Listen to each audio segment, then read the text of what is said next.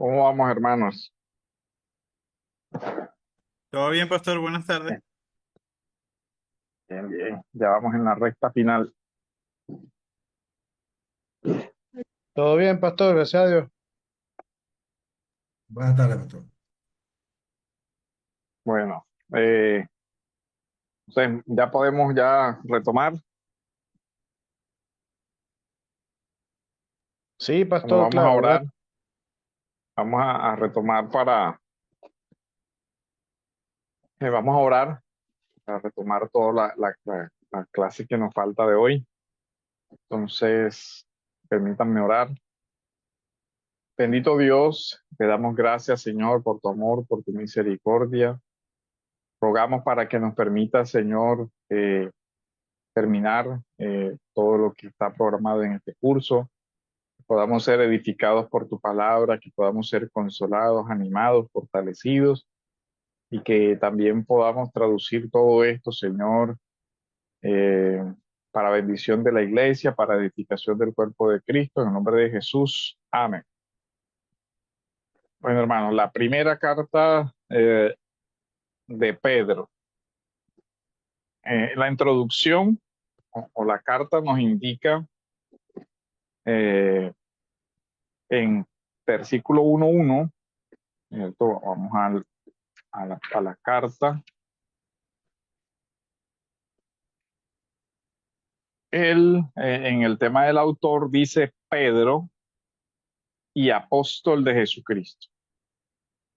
Entonces, bueno, ya sabemos, enviado Pedro, pues Pedro el apóstol, y hay otra caracterización que el mismo apóstol utiliza y que es importante y está en el capítulo 5:1. Él dice, por tanto, a los ancianos entre ustedes, exhorto yo, anciano como ellos y testigo de los padecimientos de Cristo y también participante de la gloria que ha de ser revelada.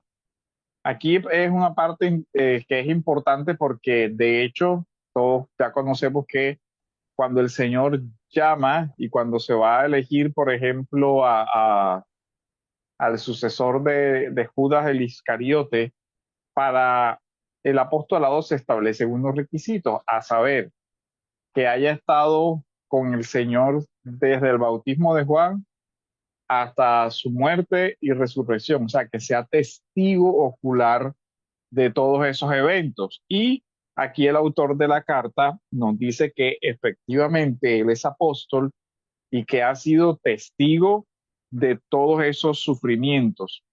Y es bien interesante que la carta aquí hace énfasis en el tema del padecimiento, testigo del padecimiento de Cristo. Y dentro de este tema viene el tema de la gloria. Estos dos, este tema del padecimiento va a ser un eje importante de la teología de la primera carta de Juan, como lo vamos a ver más adelante, porque él va a hablarle a una comunidad precisamente que está padeciendo y está sufriendo. Ahora, también hay un concepto muy bonito que él habla de eh, en el versículo 1, a los expatriados. Y después dirá también que los caracterizará como peregrinos. En el versículo 17, miren lo que dice. Si invocan como Padre a aquel que imparcialmente juzga según la obra de cada uno, condúzcanse con temor durante el tiempo de su peregrinación. A ver, ¿con qué personaje de la Biblia podemos asociar la peregrinación? Bueno, Con, con Abraham, pastor. Con Abraham, ¿cierto? ¿Alguna otra respuesta? sí, Israel también Moisés, peregrinó. Israel peregrinó. Y ojo, porque Sí, eso lo advertimos también en Santiago, es una teología ahora de la iglesia como peregrina, sí. ¿cierto? Pero Eh, peregrina porque va hacia dónde? hacia la ciudad celestial. Y eso también lo podemos asociar con la teología de Hebreos, ¿cierto? Que la iglesia va buscando ese reposo hacia la ciudad celestial. No han entrado en el reposo del capítulo 4 de Hebreos, ¿lo recuerdan? Sino que el reposo está por venir. Entonces, la iglesia va siendo peregrina y ojo que habla de expatriados, los exiliados. Recuerda los exilios del Antiguo Testamento, pero ahora lo está extendiendo hacia todas las comunidades cristianas esparcidas por todo el mundo. Entonces hay una teología del pueblo de Dios y aquí sobre todo nos va a hablar también en estas cartas de la iglesia como ese pueblo santo de Dios del que hablaba el Éxodo. Y esta parte, bueno, Cristo también peregrinó, ¿no? Pues después cuando Herodes. Y de hecho, para que se claro, cumpliera la profecía y él también participara de ese exilio como una tipología de Israel. En Mateo 2. claro, a Egipto y regresar de Egipto llamé a mi hijo y toda esa parte. Sí, sí, también. Entonces miren lo que dicen. A los expatriados de la dispersión y bueno, relata todo el tema de el Ponto, Galacia, Capadocia, Asia y Bitinia, según el previo conocimiento de Dios Padre por la obra santificadora del Espíritu para obedecer a Jesucristo y ser rociado con su sangre. Este tema de la sangre va a ser central porque aquí la teología del martirio que va a desarrollar Pedro tiene que ver con el sacrificio de Cristo. El sacrificio de Cristo o su sangre es el derramamiento de la sangre de un inocente. Esta parte es litúrgica también, porque este tema de ser rociados por la sangre nos recuerda el Éxodo, cuando el pueblo fue rociado por la sangre en el tema del pacto, ¿cierto? Esa parte la pueden asociar, nos va al Éxodo. Ahí viene una parte teológica sobre la que ese pueblo del pacto, esa nación de sacerdotes y gente santa, después va a aparecer en la teología de Pedro. Entonces, eso como para ese marco del autor y brevemente de lo que es esta teología donde va a comenzar el tema de la esperanza del cristiano, pero esperanza del último tiempo asociada al sufrimiento. Y va a hablar de las pruebas, que es un texto que también aparece en Santiago, un concepto de la prueba, porque en estas cartas también tienen en común el tema de la persecución. La iglesia está siendo perseguida y se convierte en pruebas, calumniados, en fin. Ahora vamos a ver algo del estilo y la estructura.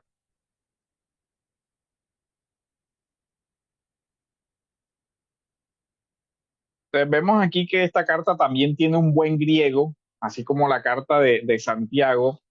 Usa un vocabulario rico, refinado, y también aquí vemos muchos paralelismos, muchas estructuras de paralelos, eh, digamos, antitéticos y sintéticos. Y aquí vemos de nuevo cómo se ve el ambiente eh, de formación de los discípulos del Señor, de los apóstoles, como judíos, o sea, la forma como ellos se acercan a la escritura es usando las formas literarias propias de la tradición hebrea. Usan antítesis, repeticiones, sinónimos y algunas formas verbales propias, digamos, de la citación del Antiguo Testamento en el lenguaje de la Septuaginta. Esta es una parte también interesante. La teología de Pedro tiene mucho trasfondo en Éxodo, Levítico, Salmos y Proverbios. Por ejemplo, cuando él habla del pueblo santo, es una reminiscencia a el concepto de el Éxodo, donde se constituye el pueblo de Dios, y cuando habla de pueblo santo, ya habla de el tema de Levítico. Incluso hace con el tema del sufrimiento algo bien interesante. El género es de carta. Pronto podemos pasar a la otra. El género es de una carta. Vamos a leer 1.12. Dice, Capítulo 1, versículo 12. A estos se les reveló que no para sí mismos, sino para nosotros administraban las cosas que ahora os son anunciadas por los que os han predicado el no, Evangelio por el perdón, perdón, es uno y dos, pero ya lo leímos. Ahí le puse no le volé el. Y al final sí, 5 del 12 al 14. O sea, tiene el saludo introductorio característico de la carta, ¿cierto? Y la despedida característica de la carta también. Entonces, del 12 al 14 dice, por conducto de Silvano, nuestro fiel hermano, porque así lo considero, les he escrito brevemente, exhortando. Y miren que esto lo encontramos en Hebreos también, ¿cierto? Exhortación, también en Santiago, una carta que es pastoral en un sentido, porque es exhortar a la iglesia a la perseverancia en la fe en medio del sufrimiento y la persecución. Dice, y testificando de esta manera la verdad de la gracia de Dios, estén firmes en ella. O sea, vimos en Hebreos, ¿cierto? Permanezcan firmes. Vemos en Santiago también, perseveren. Y ahora estamos hablando aquí de perseverancia. La que está en Babilonia, elegida juntamente con ustedes, los saluda, y también mi hijo Marcos. Salúdense unos a otros con un beso fraternal. Paz sea a ustedes que están en Cristo Jesús. Entonces tenemos, digamos, la despedida. La carta es muy formal, o sea, tiene su introducción, anuncia el remitente y tiene la estructura de los saludos finales. Bien marcado la estructura como tema de la carta. Como tema de contenido y estructura ya más general de la carta, nosotros podemos ver que se inicia con un himno de acción de gracias que está, bueno, además del saludo inicial, que ya hemos visto, 1, 2, tenemos un himno de acción de gracias que es del capítulo 1, versículo 13 al 2. La siguiente diapositiva. Aquí encontramos el tema de la salvación como una palabra clave que aparece en 1, 5, 9 y 10. Y también viene el tema de la esperanza. Incluso viene un tema interesantísimo con relación a el bautismo. Él hace una interpretación del bautismo como del pueblo pasando el Mar Rojo y todo eso como un bautismo del pueblo. Entonces ya es una lectura, digamos, simbólica del pueblo, y eso es importante porque miren que está vinculando eventos. Ya nos vinculó el pueblo rociado por la sangre en el Éxodo. Ahora nos está vinculando otro evento. ¿Cuál evento? El del pueblo hebreo pasando por el Mar Rojo, y él dice, eso es semejante a un bautismo, ¿cierto? Y nos habla del tema de las tentaciones y de las persecuciones para al final llevarnos Cristo, al Cristo profetizado y al cumplimiento de las profecías. Ese es, digamos, el contenido y estructura que podemos ver en la carta. Esta primera de Pedro. Con relación a la teología, podemos ver la otra, hermano. En primera de Pedro, el vocablo teos aparece 39 veces. O sea, es una carta corta, pero Dios aparece la expresión 39 veces. Y también podemos ver que está asociado Dios a atributos como la santidad, la justicia, aquel que hay que temer, y al vocablo a todo lo que es la fe. Entonces, este es como el marco general de un tema teológico que aparece relevante en esta carta. Aquí también vemos como otra característica de la teología de Pedro el tema de Jesucristo. Y vamos a ver 3:18. ¿Quién no puede leer?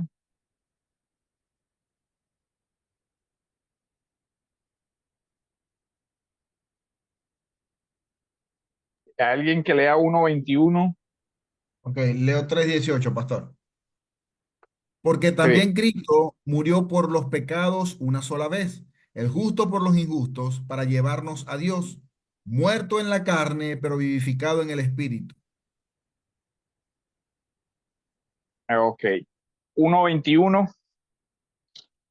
Y mediante el cual creéis en Dios, quien le resucitó de los muertos y le ha dado gloria para que vuestra fe y esperanza sean en Dios. 2:4. 2:4 dice, acercándoos a él piedra viva, desechada ciertamente por los hombres, mas para Dios escogida y preciosa. Ujú. Y ahí viene ya para un sacerdocio santo, ofrecer sacrificios espirituales, o sea, la teología de Levítico, ¿cierto? Los sacrificios, pero y la teología del sacerdocio de Levítico, pero con una reinterpretación ahora de que el verdadero pueblo, o sea, el Israel peregrino del Antiguo Testamento es ahora la iglesia que está esparcida por todos los lugares del mundo. Ahora, veamos el tema del sufrimiento en la carta de Pedro. Cuando nosotros encontramos el tema de la esperanza, de la esperanza cristiana basada en el sufrimiento, la anterior, quiero que leamos 1:3 al 1 versículos 3 y 4. Miren lo que dice. Bendito sea el Dios y Padre de nuestro Señor Jesucristo. Miren que en esta carta sí está vinculado esto con mayor claridad que en la de Santiago. Quien según su gran misericordia nos ha hecho nacer de nuevo. Nota la estructura aquí. El nuevo nacimiento como una obra del Padre, una obra de Dios. Una obra de Dios nos ha hecho nacer de nuevo a una esperanza viva. ¿Cómo nos ha hecho nacer de nuevo? Mediante la resurrección de Jesucristo de entre los muertos. Y miren y miren que nos aparece un tema que ya habíamos visto en Hebreos, el de la herencia. ¿Sí ven? Herencia incorruptible, inmaculada y que no se marchitará, reservada en los cielos para ustedes. Luego va a hablar de que eso está preparado para el último tiempo. Veamos el versículo 5. ¿Quién lo puede leer?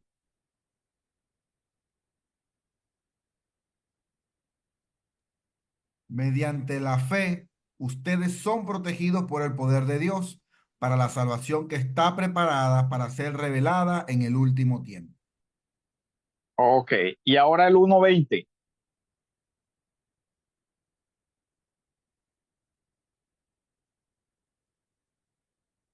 Ya destinado desde antes de la fundación del mundo, pero manifestado en los postreros tiempos por amor de vosotros. Miren que volvemos a encontrar la misma teología de Hebreos de los últimos tiempos. Y los últimos tiempos señalados por qué evento central.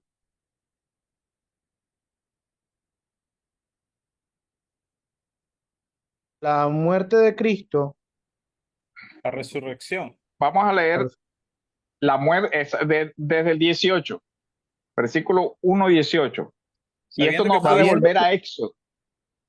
Ajá. Sabiendo que fuisteis rescatados de vuestra vana manera de vivir, la cual recibisteis de vuestros padres, no cosas corruptibles como oro o plata, sino con la sangre preciosa de Cristo, como de un cordero sin mancha y sin contaminación, ya destinado desde antes de la fundación del mundo pero manifestado en los postreros tiempos por amor de vosotros, y mediante el cual creéis en Dios, quien le resucitó de los muertos y le ha dado gloria, para que vuestra fe y esperanza sean en Dios. Vuestra fe y esperanza están en Dios. Cuando nosotros leemos el versículo 19, ¿a qué evento del Antiguo Testamento nos remite? A la Pascua. A la Pascua, ¿cierto? Y miren que nos remitió entonces, nos remite a Éxodo, concepto de pueblo de Dios, pueblo redimido. ¿Ya ven? Esta parte es importante. Y ahora nos va a hablar de los últimos tiempos por amor a ustedes. Ustedes miren que ya es una teología del Éxodo. Ya vimos que habla de un pueblo peregrino. Ya vimos que habla de un pueblo que va a heredar una herencia. ¿Cuál herencia? El pueblo de Israel peregrinaba hacia qué, hacia cuál herencia, hacia la tierra prometida, ¿cierto? Pero estos son expatriados, o sea, están fuera de la tierra también, ¿sí ven?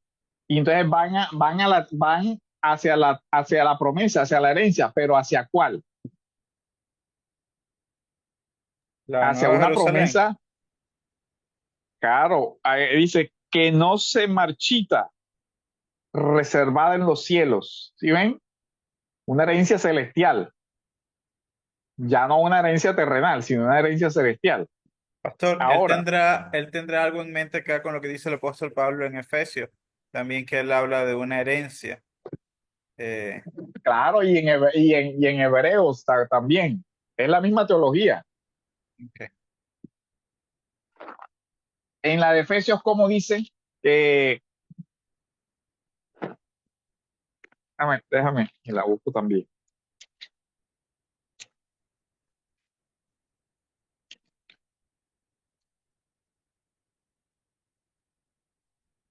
Efesios 1,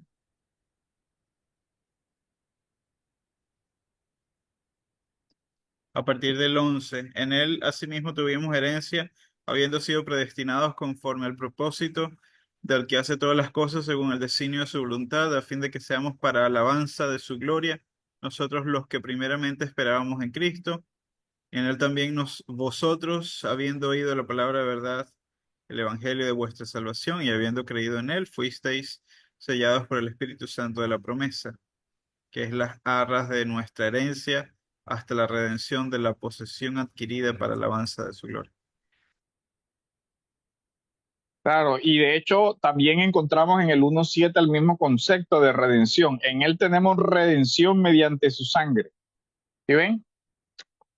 El mismo concepto de Éxodo. Solo que al punto que quiero de sustrato es que la teología de Pedro aquí en esta primera carta tiene debajo el Éxodo. Por eso él puede decir que este es un pueblo santo y le atribuye a la iglesia las características de pueblo santo redimido por el Cordero del Antiguo Testamento. Ahora, hay otro tema que es la prueba. Como no lo vimos en Santiago, lo podemos ver acá.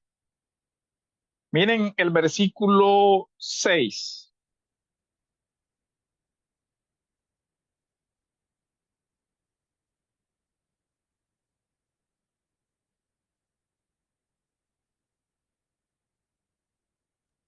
Dice, ¿Quién no puede leer?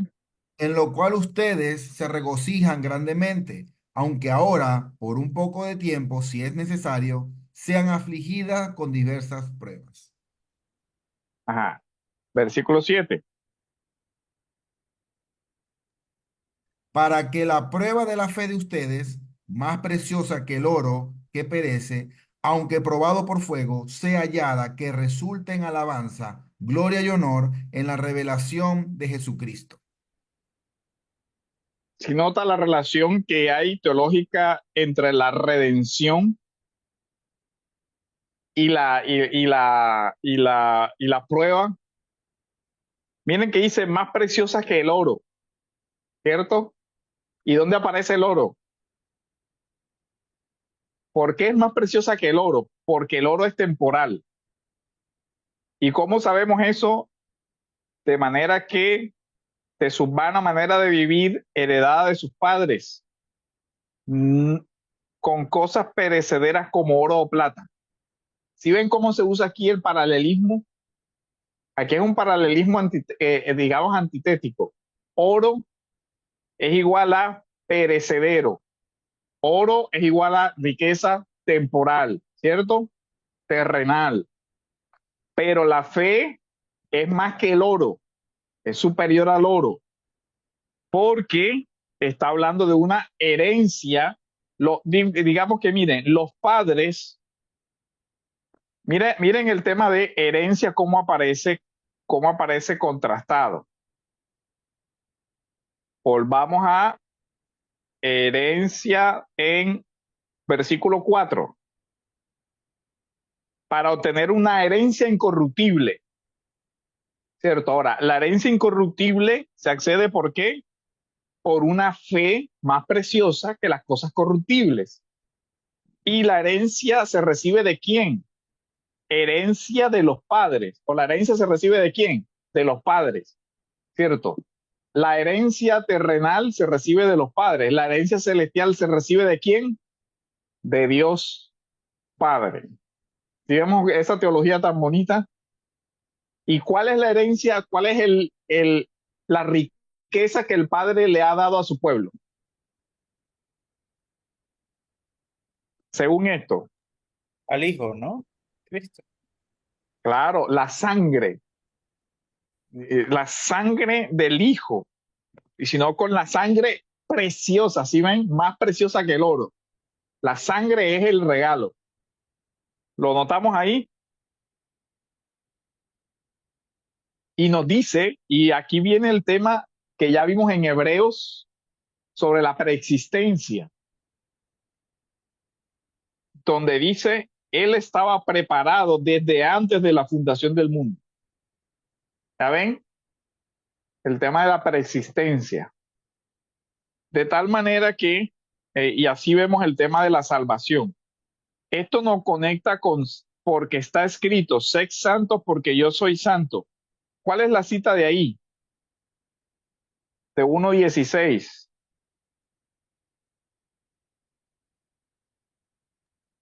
Levítico. Levítico. Levítico. Entonces ahora, miren que la teología de Pedro está construida sobre ¿cuál? Éxodo y Levítico. ¿Siguen cómo está haciendo una relectura teológica del Antiguo Testamento y del pueblo de Dios? Ahora, después nos da exhortaciones al crecimiento, exhortaciones al amor fraternal, pero quiero centrarme en el tema de el sufrimiento, de la cristología. En el capítulo 2, dice,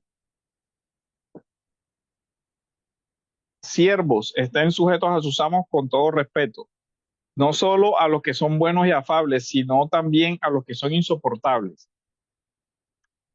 porque esto haya gracia, porque esto haya gracia, si por causa de la conciencia ante Dios alguien sobrelleva penalidades sufriendo injustamente.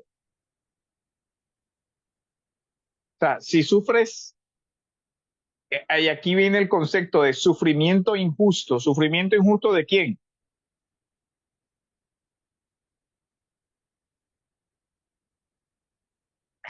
El cordero es inocente, sin mancha, sin contaminación, pero es sacrificado, ¿cierto? Entonces dice, pues, ¿qué mérito hay si cuando ustedes pecan y son tratados con severidad lo soportan con paciencia? Pero si cuando hacen lo bueno sufren, ya ven, viene el tema del sufrimiento aquí. Sufrimiento de penalidades. Lo soportan con paciencia, esto haya gracia con Dios. Y ahora les dice, ¿cuál es el ejemplo de sufrimiento que el creyente tiene para soportar las pruebas en este mundo de las que habló en el capítulo 1? ¿Cuál es ese ejemplo? Cristo. Porque para este propósito han sido llamados. ¿Dónde fueron llamados? En el versículo 1, donde fueron para obedecer a Jesucristo y ser rociados con la sangre, llamados a ser salvos, lo que venía haciendo. Pero ahora miren esta parte teológica del sacrificio. Él dice, pues también Cristo sufrió por ustedes, dejándoles ejemplo para que sigan sus pasos. ¿Cómo debemos enfrentar nosotros el sufrimiento? Siguiendo los pasos de Jesús. Ahora, dicen cuál. Dice, para que sigan sus pasos, el cual no cometió pecado ni engaño alguno se halló en su boca. Y quien, cuando lo ultrajaba, no respondía ultrajando. Cuando padecía, no amenazaba, sino que se encomendaba a aquel que juzga con justicia. ¿Esto por qué? Porque él les está diciendo cómo reaccionar ante la persecución. Por ejemplo, antes había dicho, mantengan entre los gentiles una conducta irreprochable a fin de que en aquello que les calumnian como malhechores, ¿sí ve? Ese es el 2:12, como malhechores, Cristo murió como malhechor, ¿cierto? Como calumniado, ultrajado, todo eso. Bueno, ustedes también. Dice, Él mismo llevó nuestros pecados en su cuerpo sobre la cruz a fin de que muramos al pecado y vivamos a la justicia, porque por sus heridas fueron ustedes sanados. ¿Reconocemos esa cita indirecta ahí? Isaías 53. Es muy- Isaías 53, ¿cierto? Descarriados como ovejas, pero ahora han vuelto al pastor y guardián de sus almas. Miren cómo va el tema de padecer. Aquí en versículo 23 nos dice, no respondía ultrajando cuando padecía. Luego debemos nosotros ver el tema de versículo 3:17 nos lleva otra vez al padecimiento. Pues es mejor padecer por hacer el bien, si así es la voluntad de Dios, que hacer el mal. Y luego el versículo 14 nos explica, dice, pero aun si sufren por causa de la justicia, dichosos son. ¿Sí ven cómo hay una teología del padecimiento del creyente y lo relaciona con el padecimiento de Cristo? Si ustedes van al capítulo 4, volvemos a este tema del padecimiento y nos dice, por tanto, puesto que Cristo ha padecido, ármense también ustedes con el mismo propósito. O sea, imiten a Cristo, lo que ya había dicho, anden como a fin de que muramos al pecado y vivamos la justicia, porque por sus heridas fuimos nosotros sanados. No, ese no es. El de decía, vivan. Se me perdió. 4, 1 y 2 creo, pastor. No, sí, pero este 4, 1 y 2 remite a los anteriores. Remite a ejemplo para que sigan sus pasos. De 2:21. ¿Ya ven? Si vemos la conexión. Por tanto, porque Cristo ha padecido, ármense también ustedes en el mismo propósito, pues quien ha padecido en la carne ha terminado con el pecado para vivir Tiempo que le queda en en la el carne. tiempo que, para vivir el tiempo que le quede en la carne, ya no para las pasiones humanas, sino para la voluntad de Dios. Y así entonces nos lleva a qué? A capítulo 5, versículo 1, donde nos dice, por tanto, a los ancianos entre ustedes les exhorto, yo anciano con ellos y testigos de los padecimientos de Cristo. Si padecemos con él, entonces seremos también participantes de qué cosa? De la gloria que ha de ser revelada, ¿cierto? De la herencia. Y luego nos termina en el versículo 9 del capítulo 5, dice, pero resistan los firmes en la fe, sabiendo que las mismas experiencias de sufrimiento se van cumpliendo en sus hermanos en todo el mundo. Y después que hayan sufrido un poco de tiempo, y esto nos remite a qué? Al capítulo 1 otra vez, ¿cierto? El sufrimiento temporal. 1, 5, 7, claro. ¿Sí lo ven? 1.5, repasemos perdón, 1.6. Un poco de tiempo nos va a llevar a qué versículo.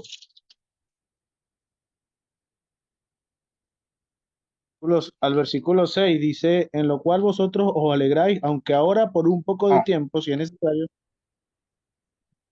tengáis que ser Ajá, afligidos en Dios. 1.6. Ok, pero 1.6 nos lleva a 5.10. ¿Sí ven?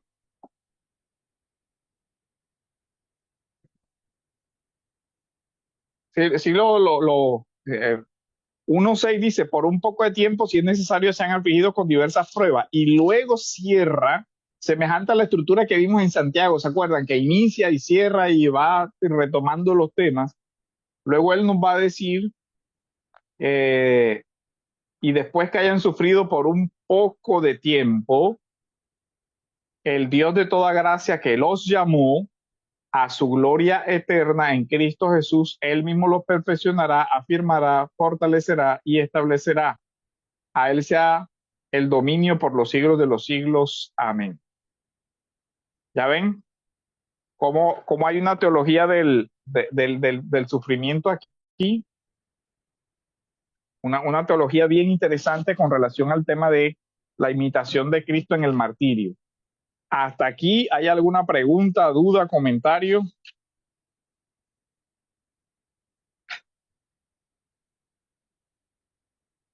Miren que hay también un tema del seguimiento de Cristo, seguir sus pisadas y vivir como él anduvo, que también se encuentra en la primera carta de Juan. ¿Lo recuerdan?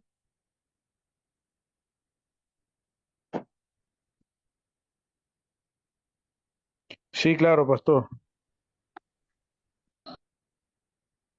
Bueno, de esta primera carta, ¿alguna duda, pregunta, comentario? Pastor, ¿este término tiempo puede tener alguna relación con cuando en Apocalipsis se habla de tiempo, tiempos? ¿Tiene algo, sí tendrá algo que ver o Claro, y además tiene que ver porque aparece último tiempo como lugar escatológico y tiene que ver por lo que ya vimos cuando en la segunda carta nos habla de la venida. ¿Sí ven? Un poco de tiempo. Sí tiene todo que ver, hermano. Ese es otro tema que podríamos rastrear,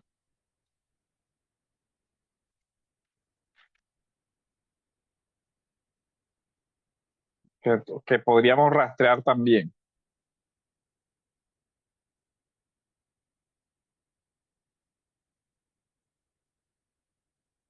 Al dominio por los siglos de los siglos.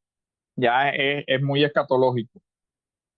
Y si lo conectamos con segunda de Pedro 3, donde vimos el tema del milenio, ya podemos ir armando un poquito más. Miren que también aquí aparece primera de Pedro cuando habla de los últimos días, último tiempo, en 5, en 1.5 nos habla del último tiempo, ¿cierto? En 1.20 nos habla del último tiempo. Y cuando vamos a la segunda carta, en 3, En 3:3 nos dice, ante todo sepan que en estos últimos días, o sea, en este último tiempo, es la misma expresión. ¿Ya lo vimos o fui muy rápido? No, sí, sí se ve la ¿Lo conexión, pues sí. alcanzaron?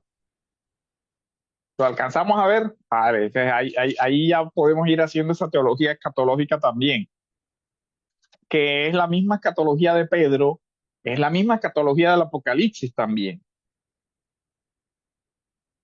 Y eso es importante que lo vinculemos porque casi no se hace y eso arroja mucha luz.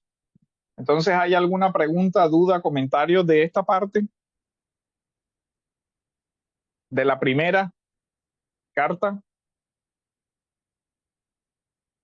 Si ven el tema retórico también, el tema de la retórica semítica, de los paralelismos, de cómo hay que hacer las relaciones entre uno y otro, es un ejercicio de exegético.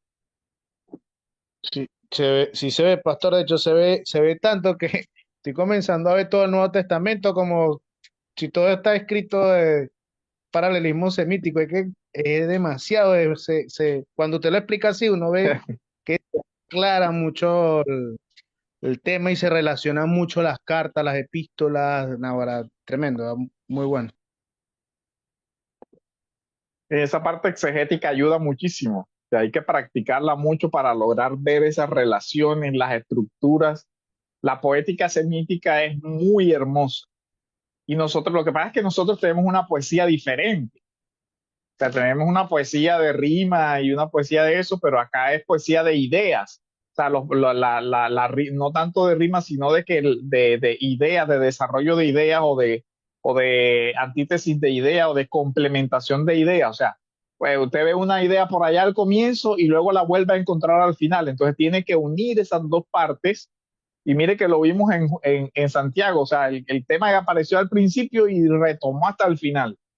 Entonces usted siempre tiene que estar donde vuelve a aparecer este tema y cuando usted logre ver una palabra que se repite, usted la va conectando. Yo lo que siempre le recomiendo, incluso cuando vimos exégesis, es que lo vaya resaltando con colores. Por ejemplo, cada vez que aparezca sangre, usted le pone rojo. ¿Y sangre va asociado con qué? Ah, sangre va asociado con cordero. Ah, pero sangre también va asociado con propiciación. Ah, pero sangre también va asociado con perdón. Y así usted va construyendo la teología y va rastreando cada tema en las cartas. Lo que pasa es que acá no podemos hacer ese ejercicio porque imagínense, o sea, tendríamos que rastrear cada cosa y es difícil, pero es también aprovechando el curso que ustedes vean de manera práctica cómo se aplica para detectar la teología de estas cartas, la exégesis. ¿Saben? Vamos ahí viendo. Bueno, si no hay más pregunta, entonces podemos pasar a la segunda carta de Pedro. También aquí encontramos, no se puede continuar con la. También aquí encontramos una carta con una buena cultura helenística, un buen griego, un vocabulario culto y que es escrito con, con, con una buena cultura. Y esa parte es importante. Entonces, algunos dicen, por ejemplo, dejetando este tema de la autoría de Pedro, que Pedro era una persona inculta, que Pedro no tenía la formación estilística que se observa en las cartas y todo lo demás. Eh, pero hay que hacer una objeción. Lo que se ve aquí es la retórica del pueblo hebreo. De pronto no tenía la cultura que tenía Pablo por su educación, pero sí tenía la cultura de la Biblia. Entonces lo que nosotros vimos aquí es una teología basada en el Éxodo, en Levítico, en los profetas, y entonces ahí vemos esas conexiones, ¿cierto? Eh, y además que claramente, pues ahí sí el testimonio inspirado lo relaciona con una persona que fue testigo y con todo lo demás, que ya revisamos con relación a la primera carta.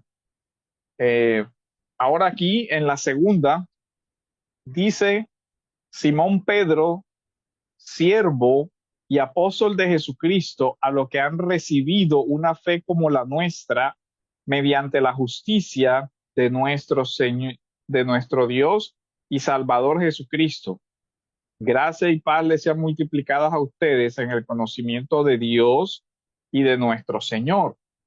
Y también al final encontramos pues una doxología, que es el cierre, y en el versículo del versículo 17 en adelante, o sea, propio de la estructura de estilo y género de las cartas.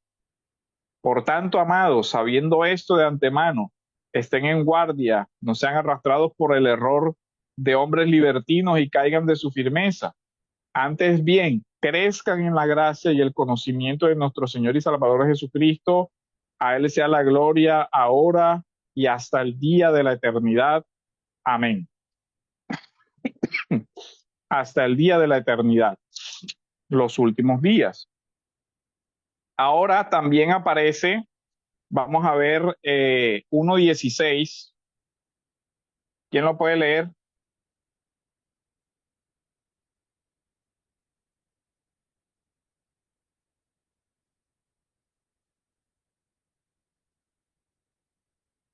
Uno 16, volvemos a encontrar el tema del testimonio.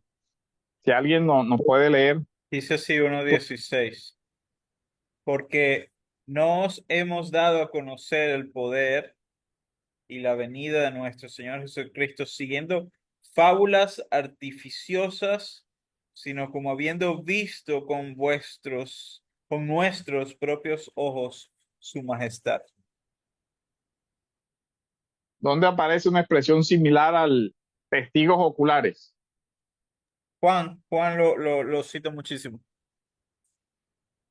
Y primera carta de Juan, ¿cierto? Lo que hemos visto, lo que hemos oído, lo que hemos visto con nuestros ojos, con nuestros propios ojos. Entonces también aquí hay un tema del testimonio. Otra vez el tema del testimonio. Ahora, como autoridad apostólica, vemos la unidad de que quien escribe es un apóstol, alguien que fue testigo de eso, y de hecho nos va a hablar de la palabra profética también. Entonces, eso como tema a resaltar ahí importante. Contenido y estructura.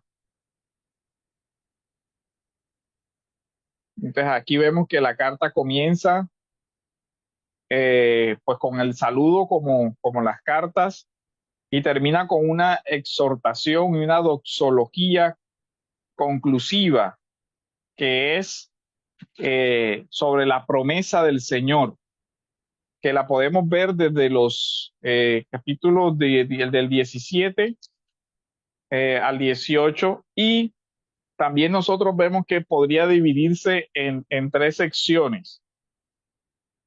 Uno,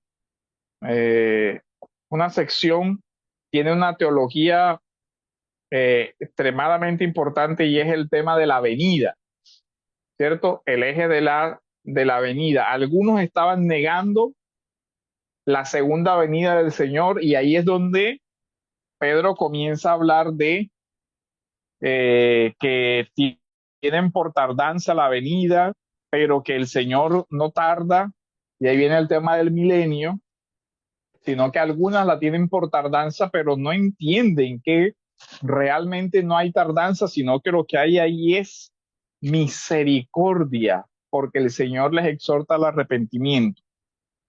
Y nos da un ejemplo de Noé, o una referencia a Noé del mundo pasado por agua. Recuerdan, ahora viene una teología del Génesis, porque él dice, por lo cual el mundo de entonces fue destruido siendo inundado por el agua. La referencia es a qué? A un primer juicio, ¿cierto? Un primer juicio de Noé. Y la idea que sustrae es ¿cuál? Bueno, Noé estaba predicando el evangelio, y después por eso él va acá al tema de le predicó a los espíritus encarcelados, como toda esa parte. Entonces, ¿qué sucede aquí? Que él dice, hay algunos que están creyendo que no hay como esa venida, o negándola de todo eso. Pedro defiende Miren que como una defensa de la escatología, como que algunos estuvieran diciendo, realmente deberíamos abandonar el tema de una doctrina de la segunda venida, porque el mundo sigue igual. O sea, no ha pasado nada y ya Jesús murió hace varios años y no que venía, vengo pronto, vengo en breve y ajá, ¿qué pasa? Pero dice, no, no, no, no, esto es así. Sí habrá un juicio, como en los días de Noé, donde la gente estaba distraída y todo eso, el Señor vendrá y entonces vendrá como ladrón en la noche, en el día en que menos se espera. Ahí es capítulo 3 versículo 10. Pero el día del Señor vendrá como ladrón, en el cual los cielos pasarán con gran estruendo. Y miren que ya habíamos visto, cuando hicimos referencia al milenio, que la escatología de aquí es de la restauración de los cielos y tierra. O sea, en Pedro también se ve la idea de, de que hay un nuevo Génesis, hay una restauración de la caída, porque él dice, aquí ya nos llevó al juicio del agua, nos lleva a Noé, ¿cierto? Y luego en el versículo 13 dice, pero según su promesa, nosotros esperamos nuevos cielos y nueva tierra en los cuales mora la justicia. Ya vemos esa parte. Y esto también nos lleva a los profetas, a Isaías, donde habla de la restauración del pueblo de Dios. Ahora, ¿qué otro tema nos trae aquí? Es el tema de la falsa enseñanza, de la herejía que desarrolla el capítulo 2 con los falsos profetas. Y aquí usa una cantidad de temas del Antiguo Testamento. Otra vez, por ejemplo, podemos ver eh, versículo 5. ¿Quién lo puede leer? Leo dice, tampoco perdonó al mundo antiguo, sino que guardó a Noé, un predicador de justicia, con otros 7, cuando trajo el diluvio sobre el mundo de los impíos. Ahora, este texto, ¿con cuál va? Va con el de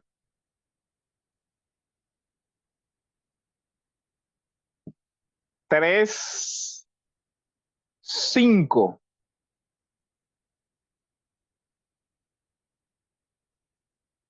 ¿Quién lo puede leer?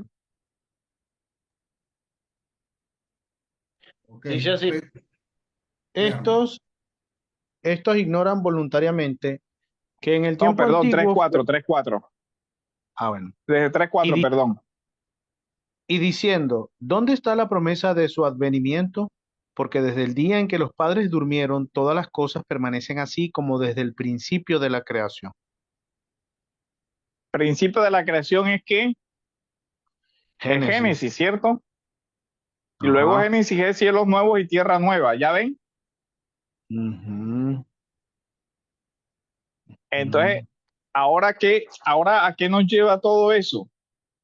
A, a la nueva creación y a esta escatología basada en el libro del Génesis. Si ven entonces que la teología es del Génesis, el ejemplo es Noé. Volvamos a ver, dice Noé, predicador de justicia, con otros 7, cuando trajo el diluvio sobre el mundo de los impíos, también condenó, tienen que condenó es no perdonó del texto anterior, Sodoma y Gomorra. ¿Ya ven? Vemos cómo se usa el tema del Génesis aquí.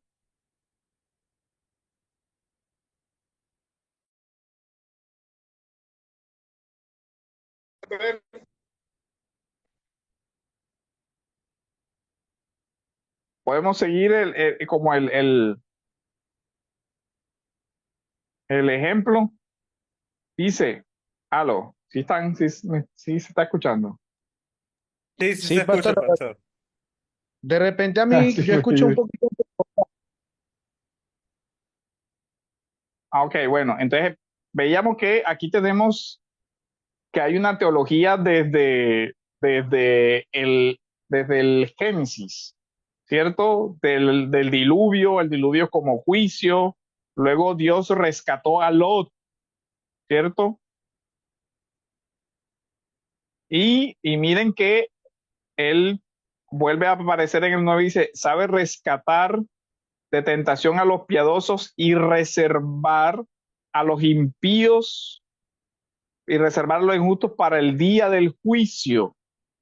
¿Cuál día del juicio?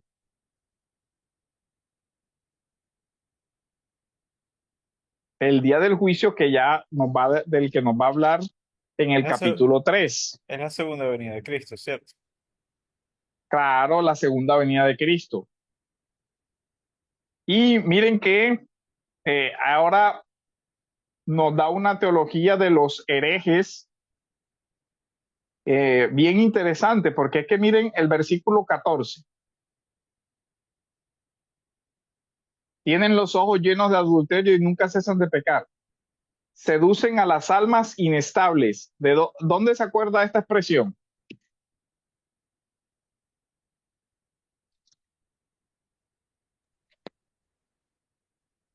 Juan, La acabamos de primero, Santiago. Santiago, ¿cierto? Ya vemos cómo va jugando el tema. Está en Santiago, inestables en todos sus caminos. 1:8 de Santiago. Y hay que volver, por eso es que hay que estar atentos a las palabras y irlas rastreando. Entonces él nos dice, después va ojo que aquí hay una metáfora importantísima que se llama la metáfora del camino se construye como una antítesis. Miren que el versículo 2:10 nos dice, especialmente a los que andan camino, ¿cierto? Luego esa metáfora va a aparecer. Y ojo, porque esa metáfora va a aparecer en Judas, los que andan en el camino de Caín. Pero miren cómo funciona esa metáfora ahora de andar. Él dice, eh, versículo 15, ¿quién lo puede leer? 2:15. Ajá. Han dejado el camino recto y se han extraviado siguiendo el camino de Balaam, hijo de Beor, el cual amó el premio de la maldad. Ahora hay dos caminos, ¿cierto? ¿Se acuerdan dónde aparece esta metáfora de los dos caminos también? El Sermón del Monte. Mateo, Mateo 7. el Sermón del Monte. Mateo, ¿cierto? Las dos puertas, los dos caminos, el camino ancho, el camino estrecho. Y dice, han abandonado el camino recto. ¿Quiénes? Los falsos maestros y los falsos profetas, ¿cierto? Ahora, han seguido el camino. Camino es una forma de decir conducta. El camino de Balaán. ¿Cuál es el camino de Balaán? A ver, recordemos. que por dinero estuvo dispuesto a maldecir al pueblo de Israel. Exacto. Entonces, los falsos profetas están relacionados con, miren cómo aparece eso. Volvamos al capítulo 2, versículo 2. El camino de Balaán es ¿cuál? Y muchos seguirán sus disoluciones, por causa de los cuales el camino de la verdad será blasfemado. Si ven el tema del camino, Ajá. pero además de eso, el camino de Balaán es el versículo 3. Y por avaricia harán mercadería de vosotros con palabras fingidas. Sobre los tales, ya de largo tiempo, la condenación no se tarda y su perdición no se duerme. El camino de Balaán es la avaricia. ¿Sí ven?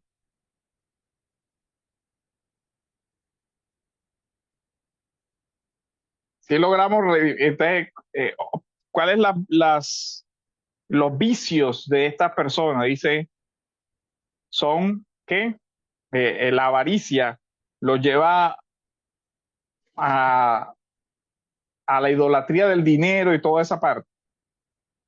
Después dice, estos son manantiales sin aguas, bruma impulsada por una tormenta para quienes está reservada la oscuridad de las tinieblas, pues habiendo arrogancia y vanidad, seducen mediante los deseos carnales, por la sensualidad a los, a- por sensualidad a los que hace poco escaparon de los que viven en el error. Les prometen libertad, pero son esclavos. Y en la parte tercera, en el capítulo 3, ya él habla de, esta es la tercera carta que les escribo. Y comienza ya la parte de la escatología que ya, pues, ya la hemos más o menos desarrollado. ¿Hasta aquí hay alguna pregunta, duda, comentario?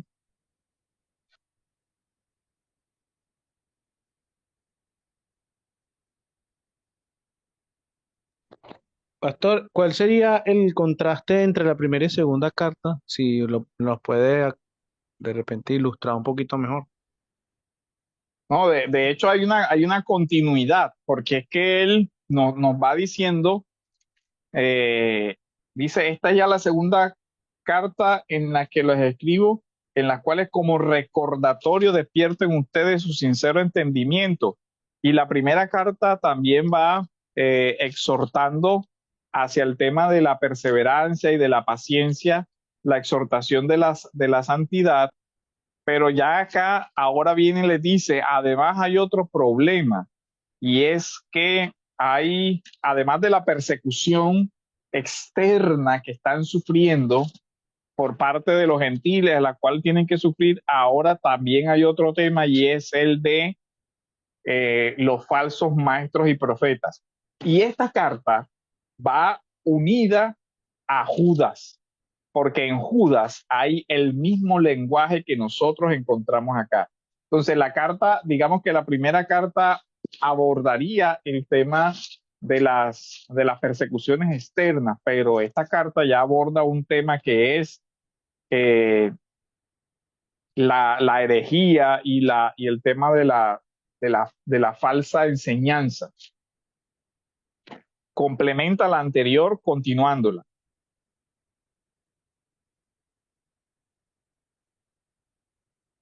Y el tema es refutar a los falsos maestros que están negando la segunda venida.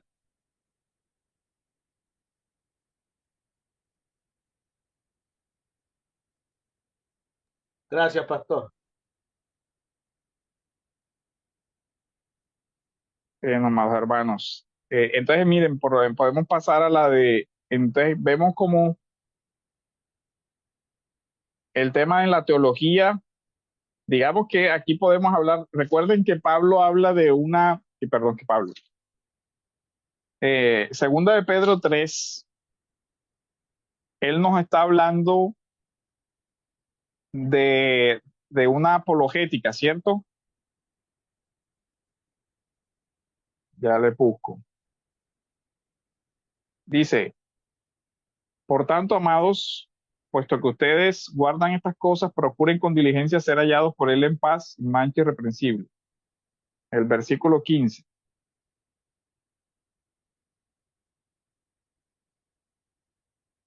No encuentro dónde es la parte donde él dice, presente en defensa con mansedumbre. Mire, pero 3:15, pastor. Claro. Miren que la segunda es una defensa. Es una defensa de la doctrina de qué? De la resurrección y del juicio y de la segunda venida. Ya vemos, ahí también hay una complementariedad. Esto es una defensa. Él aquí defiende la teología de la segunda venida. ¿Y por qué eso es importante? Porque a partir de la segunda venida, él ya ha construido una teología para que el creyente se enfrente al sufrimiento. Y si el creyente pierde la esperanza en la segunda venida, ¿qué pierde también? Pierde el tema de cómo enfrentar el padecimiento presente. Por eso también eso es importante. La escatología, como nosotros la vemos aquí, es fuente de consuelo y fuente de esperanza. Si eso se pierde, entonces, ¿qué tiene? Lo va a decir Pablo también en Corintios. Si eso no resucitó, pues no hay nada. No hay cristianismo, no hay nada, no tiene sentido. Entonces, esa es como la base teológica ahí de esta segunda carta, con mucha riqueza y que nos llama a enfrentar a esos falsos maestros como hombres y los describe aquí como hombres codiciosos, amantes de los banquetes, cegados por las pasiones, seductores, escarnecedores, con mala conducta y que niegan la venida del Señor y que inducen a muchos a perdición. Esa sería la, la carta de la segunda carta. Hermanos, de esta segunda carta, ¿alguna duda, pregunta, comentario?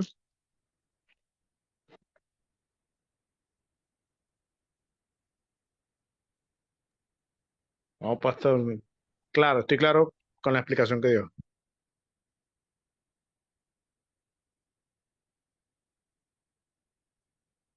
Bueno, nos queda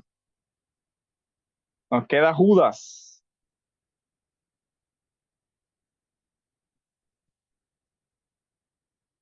Bueno, puedes pasar la diapositiva.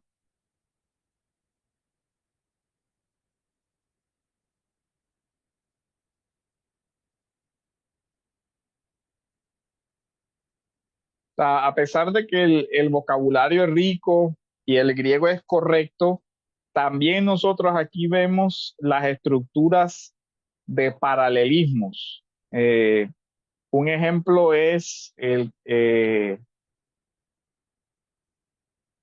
ya los vamos a ver. Y otra vez vuelve al tema de los falsos maestros y ahora nos va a dar una construcción que complementa. Dentro de las tesis, dentro de las muchas tesis que hay sobre esta carta, algunos dicen que es la base para, eh, para el tema de segunda de Pedro, o sea, porque vamos a ver que hay temas que son semejantes. Aquí nosotros podemos ver, como es una carta corta, podemos aprovechar para ir leyéndola. Dice Judas, siervo de Jesucristo y hermano de Jacobo, a los llamados. ¿Dónde aparece esa expresión? Recordemos en Pedro, ¿cierto? Pedro ya viene hablando de los llamados.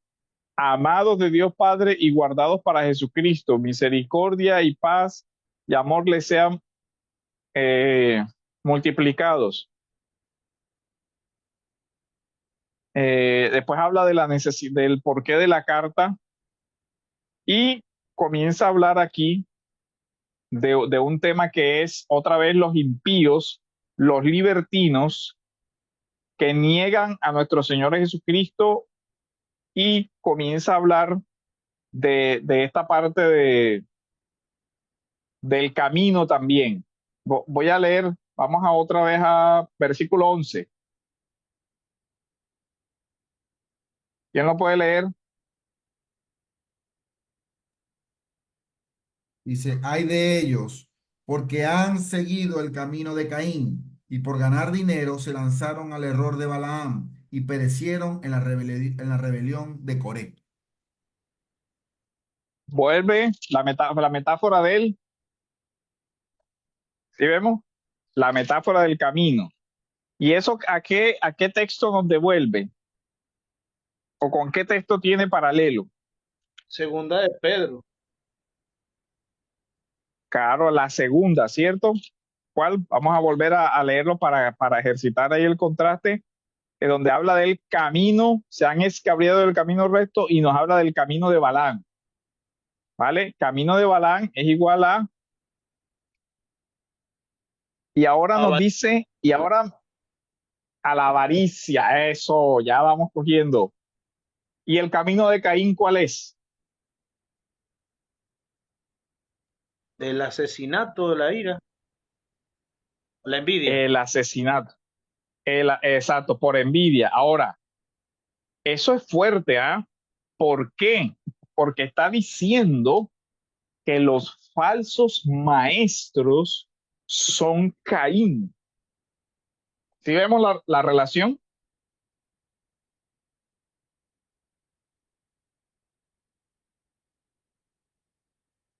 ¿Logramos ver esa parte?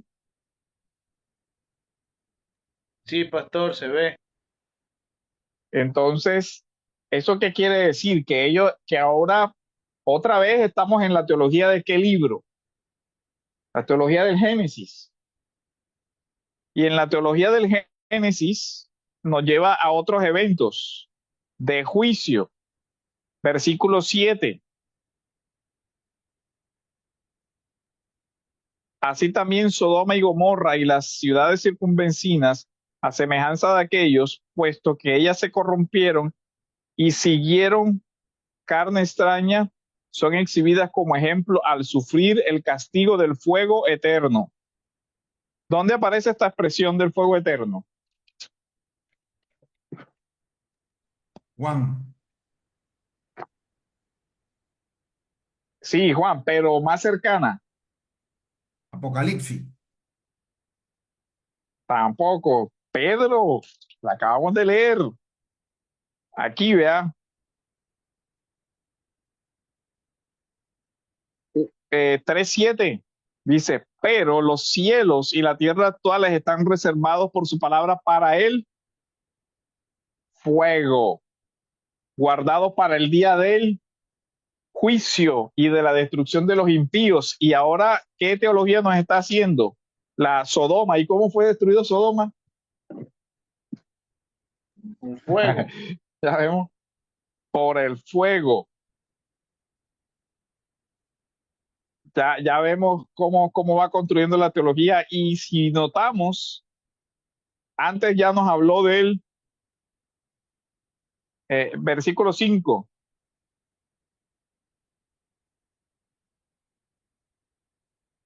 habiendo salvado al pueblo de la tierra de Egipto.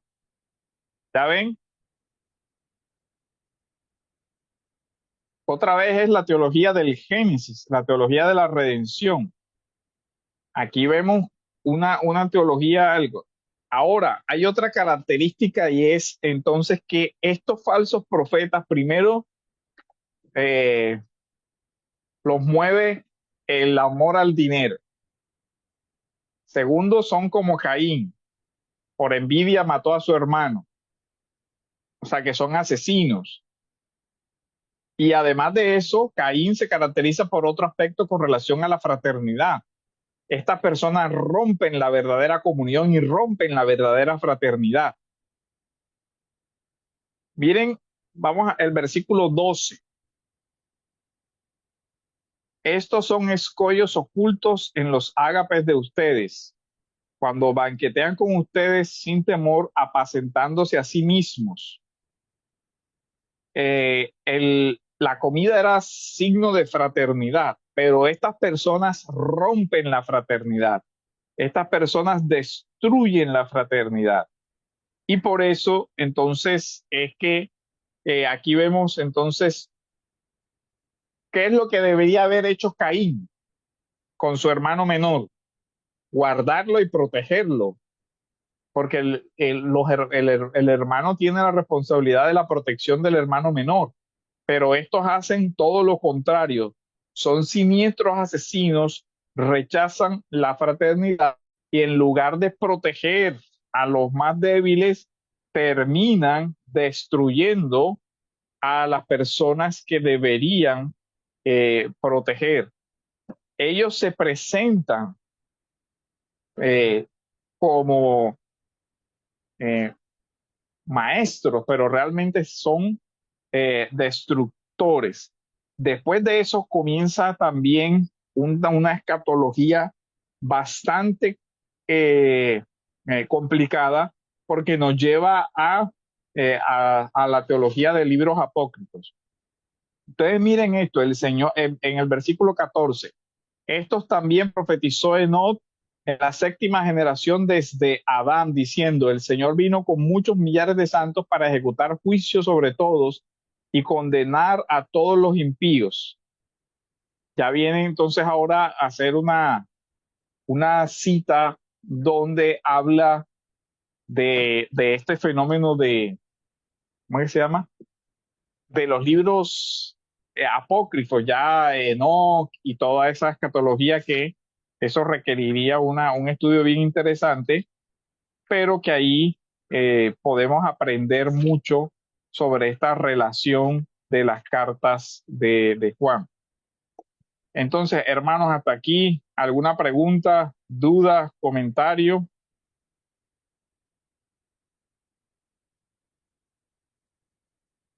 sobre esta última carta? Que bueno, es corta.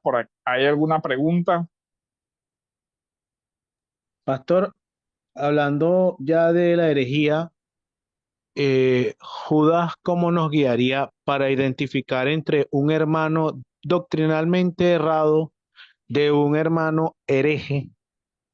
No, un hermano hereje, no, de un hereje. Las señales. Bueno, yo pienso que él trata mucho con el tema de si realmente, bueno, habría que determinar. Nosotros sabemos que hay una distinción entre error y herejía.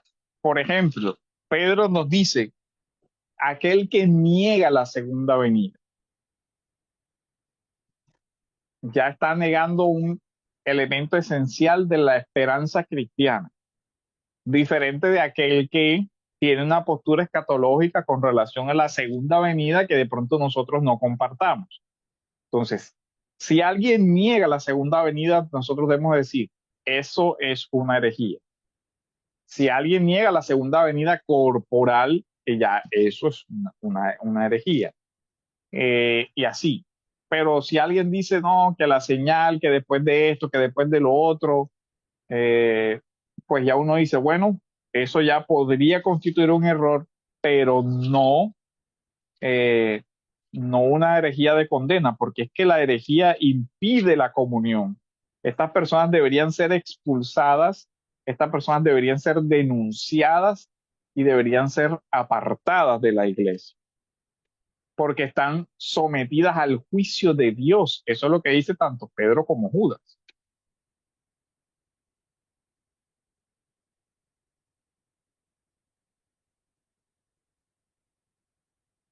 ¿Hay alguna otra pregunta, duda, comentario?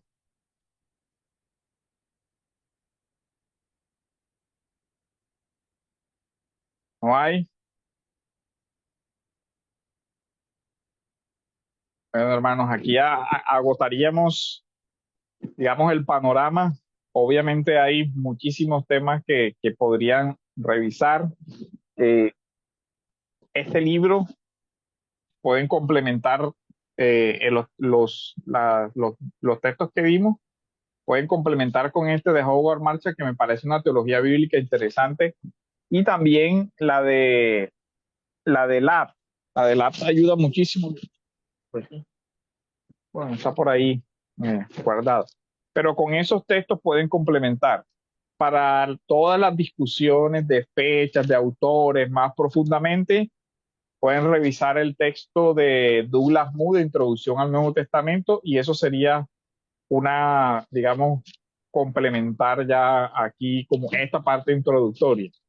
Ya si quieren profundizar, pues ya les recomendaría ya el estudio detallado, apoyado con comentarios de cada uno de estos libros, que ustedes saben que hay comentarios extensos de todos estos materiales con una gran riqueza, pero espero que por lo menos esta panorámica les haya aportado a una lectura diferente de todo esto. No sé, hermano, si hay alguna pregunta final, si hay alguna duda, si hay algún comentario.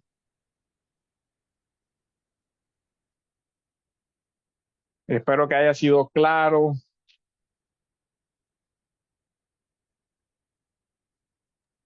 No, No pastor, todos a la vez. muchas gracias por su tiempo y por guiarnos en esto que nosotros estamos emprendiendo y poder conocer la palabra del Señor y de verdad poder alumbrarnos en este error que teníamos nosotros porque venimos de mucha oscuridad y bueno, gracias al Señor que usted puso de su tiempo para enseñarnos. Muy agradecido, que el Señor le bendiga. Amén, hermano. Con mucho gusto. Yo, de hecho, lástima que, bueno, no se pudo coordinar la ida, pero eh, si todo sale bien, debería ir el otro año para dar epístolas paulinas. Pastor, dentro de esas epístolas paulinas nos va a dar lo que es Romanos y Efesios también. Sí, Ok. yo sí creo que es todo el conjunto. Esa teoría, bueno, ahí hablaremos. Los estudios paulinos han tenido una vuelta bien interesante en los últimos como 15, 20 años, porque han aparecido varias perspectivas como la de M.T. Gray, que ha sonado mucho en el tema protestante, pero realmente hay muchísimas otras teorías y hay otras revoluciones sobre el tema y bien interesante. Por ahí, como para anticiparte, hay este tratado que es bien interesante, Michael Gorman, y lo pueden echar una ojeada, de Querigma. Es bien interesante. Y hay un abordaje también. Hay otros textos que no sé dónde los tengo, que lo está, bueno, por acá alcanzan a verlos. No sé eh, Pastor, si se alcanza a ver ahí. Pablo en contexto de James P. Wire. Pastora, perdona que le interrumpa. Ahí acá hay una pregunta del hermano Darwin que dice, si quisiera saber qué quiere decir Pedro cuando indica que Jesús bajó a los infiernos. Ok, bueno. Ahí el tema es Seol. Hay varias interpretaciones. Hay algunos dicen que predicó a los espíritus encarcelados, quiere decir que bajó al infierno y le predicó a los que ya estaban ahí. Para mí, contextualmente, la imagen que él está utilizando es la de Noé, ¿cierto? La semejanza de Noé nos indicaría que hay espíritus que Noé también predicó a los espíritus de su época y que esas personas no se arrepintieron. Yo no creo que haya una posibilidad de predicación de los condenados ya en el infierno, sino que los espíritus encarcelados sería un equivalente a, así como Noé predicó en su generación y no fue escuchado, el Señor predicó en su generación y no fue escuchado. Y ahí la semejanza de los días de Noé, que las personas no prestaron atención al llamado que Noé hacía de arrepentimiento para que venga el juicio, y de la misma manera como en los días de Noé, hay una predicación de arrepentimiento y las personas no se arrepienten y vendrá el juicio de manera arrepentida como ladrón en la noche. Es como la interpretación a la que yo me ajusto, porque veo como que muy, muy inconsistente, por ejemplo, que se dé una predicación sin posibilidad de arrepentimiento, porque si desciende a los que ya están a los espíritus encarcelados, que ya digamos estarían, porque la posibilidad de arrepentimiento es en vida. Entonces, ya les predica, pero no se pueden arrepentir porque ya el tiempo para el arrepentimiento ya pasó. Entonces, algunos pretenden solucionar el tema diciendo, no se trata de una predicación, pero es que ahí dice predicación, pregonero de justicia y toda esa cuestión. Algunos dicen, no, lo que hace Jesús es presentarse como Señor exaltado para que se vea la victoria. Entonces yo diría, bueno, pero si es que ese evento de presentarse como Señor exaltado para que se vea la victoria, según la escatología paulina, es cuando Él vuelva que todo ojo le verá. Entonces no tendría tampoco como necesidad. Entonces yo creo que el pasaje sí es difícil, es muy difícil, pero creo que no podría referirse a esa parte de una predicación a los muertos o a los otros. De hecho, el pasaje es, déjenme y lo reviso. ¿Qué versículo es qué? Eh, El 19 creo, pastor. 3:19.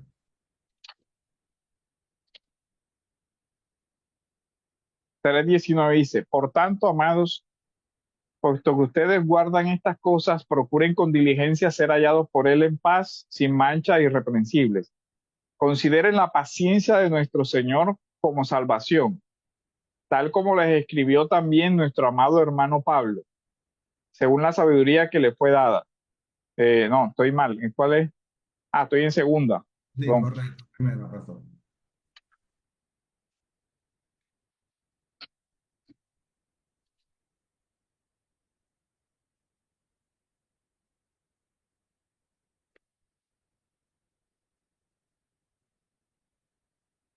3:19.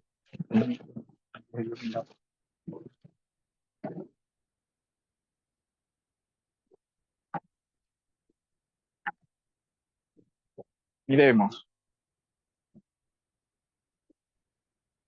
Dice, porque también Cristo murió por los pecados una sola vez, el justo por los injustos para llevarnos a Dios, muerto en la carne pero vivificado en el espíritu.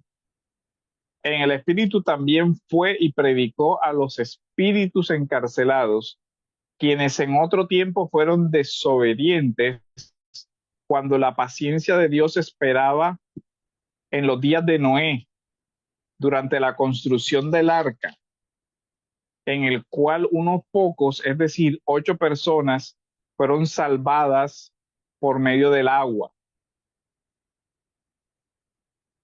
Entonces, aquí yo lo que hago es interpretar diciendo, hay dos eventos análogos, ¿cierto? El evento que me da es Noé. ¿Cuál fue la característica del día de Noé? Dios le anuncia a Noé, ¿qué cosa? Construye un arca.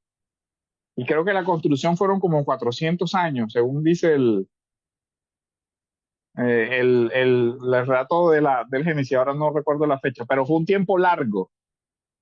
Y el ejemplo es el de que las personas se burlaban. Mira ese loco construyendo ahí.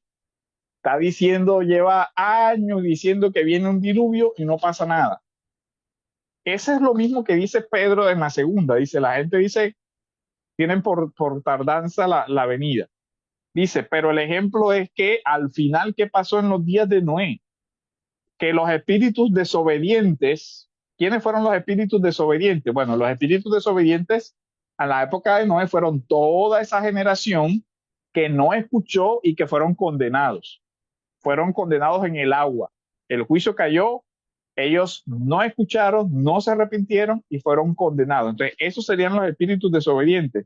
Desde esa interpretación yo hago la analogía diciendo, bueno, el Señor hizo lo mismo cuando vino a esta tierra, predicó el Evangelio y ¿qué hizo la generación, su generación? Bueno, le crucificó, no le escuchó. Esa generación, entonces, pues está condenada o fue condenada porque no creyeron. Entonces, yo lo que hago es una interpretación por analogía. ¿Cuáles son las semejanzas? Noé no predicó a espíritus de muertos, entonces Jesús tampoco tendría necesidad de hacerlo. El evangelio no es para los muertos, sino para los vivos. Como Noé predicó y no escucharon, Jesús predicó y no escucharon. Luego vino el juicio. Entonces, ahí como que es como la interpretación que a la que yo me adhiero por el ejercicio exegético. Hay un texto que está en una revista que es una revista,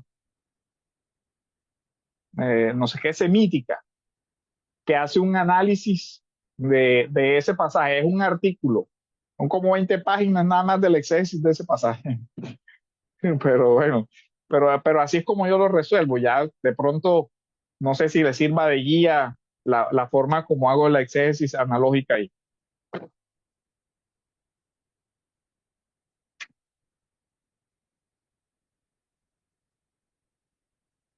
¿Alguna otra duda?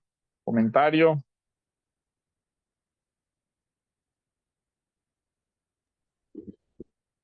Pastor, buenas tardes.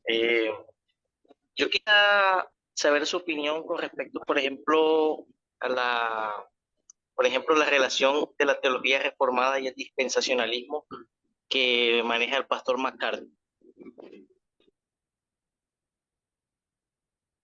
Mi hermano, bueno, yo creo que eso no es compatible porque de entrada hay problemas de base.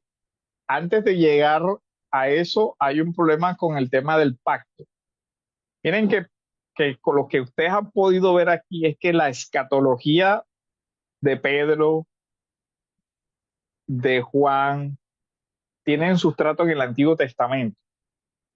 Y al era hacer ese dispensacionalismo tan marcado, tiene que hacer una ruptura muy fuerte con eso.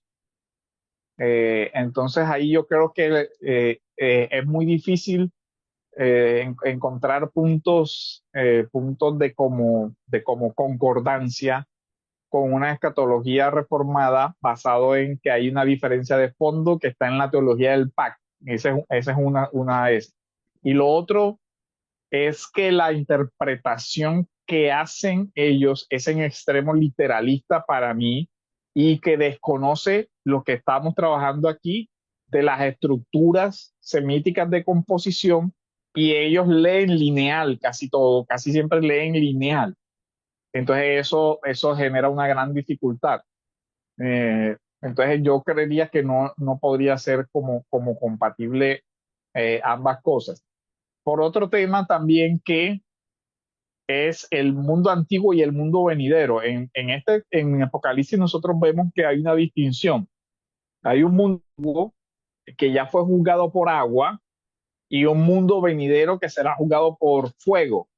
Entonces, no veo ahí la posibilidad de hacer un intermedio como de un milenio como ellos lo plantean. O sea, uno se preguntaría ahí, bueno, entre esos dos periodos de tiempo, ¿dónde cabría ese intermedio? Entonces, no creo que sea posible hacer tampoco ese tema literal. No creo que sea posible. Entonces, sería bastante difícil esa cuestión ahí. Pero bueno, hay debates, son temas debatibles, discutibles en extremo, porque son temas que llevan muchos años de diferencia. Pero Gracias, eso se ve pastor. más en Gracias. escatología. En escatología van a ver todas las escuelas, el preterismo, esto, lo otro y todo eso. Y ahí los pros y los contras y los debates. Aunque es un tema bastante hermenéutico también, ¿no? Como, porque ellos llegan a esas conclusiones por las herramientas hermenéuticas que usan para interpretar las escrituras, ¿cierto? Claro, por ejemplo, yo no podría ver eso por la metodología que yo estoy implementando. Entonces, y de base de todo eso sería una epistemología, si esta metodología está justificada. Entonces, yo creo que, dado que, o sea, es algo, bueno, eso también tiene que ver con que los últimos 50 años han replanteado mucho. Los estudios en poética hebrea, en retórica semítica, han demostrado, y ustedes ya han podido como ver las estructuras, verlas a nivel de los ojos, que oye, esto va con esto, esto va con esto, esto va con esto, aquí comienza el tema, aquí termina. Si tú haces eso y si lees desde esa otra óptica, no te arrojan esos resultados. Entonces, el problema de base es epistemológico en cuanto al método que yo voy a utilizar para hacer esa interpretación. Y ahí ya es exégesis.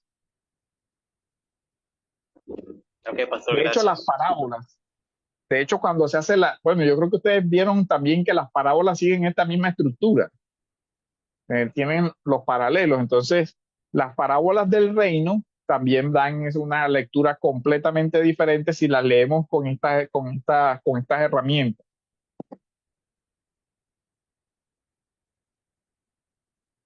¿Alguna otra pregunta, hermano, duda, comentario, observaciones, algo que no haya quedado claro, que no se haya podido apreciar?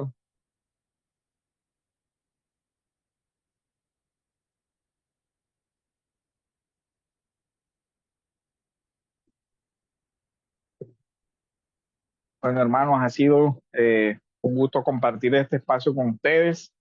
Espero que puedan seguir revisando los materiales, repasando y profundizando en estos temas.